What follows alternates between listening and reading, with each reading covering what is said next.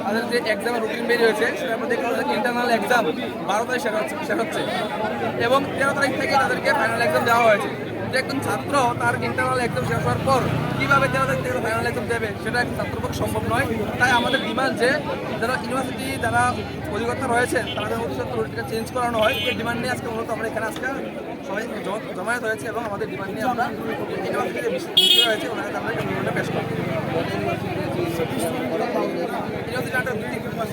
General degree college রয়েছে এবং একটা ল কলেজ রয়েছে আমাদের।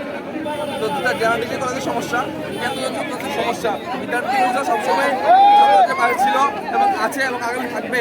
এর জন্য আজকে বিদ্যার্থী পরিষদের আমরা কার্যকর্তারা এখানে উপস্থিত হয়েছে। ডেটটা কত তারিখ দেওয়া হয়েছে?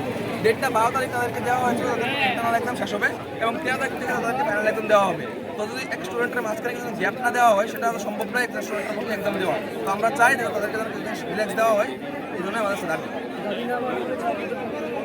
দাবি মানা না মানার পক্ষে সেটা আমাদের কোনো মেমোরান্ডাম দেবো আমরা। যদি দাবি গ্র্যান্ট না করে তা বিদ্যার্থী পরিষদকে বড় বড় হচ্ছে আমরা আন্দোলনে বা আমাদের একটা কর্মসূচি আমরা নেব।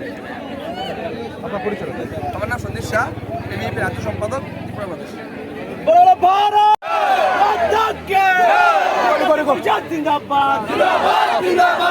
কি সমস্যা নিয়ে আজকে আপনাদের এই বিশ্ব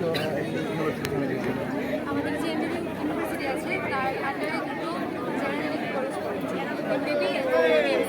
তো ওনাদের এক্সাম 12 তারিখ 13 তারিখ থেকে একটা স্টুডেন্ট পক্ষে ওখানে সম্ভব নয় তো আমরা এই দাবিতে আজকে এসেছি যেন ডেটটা সেমিস্টার এক্সামের ডেটটা একদিন পিছিয়ে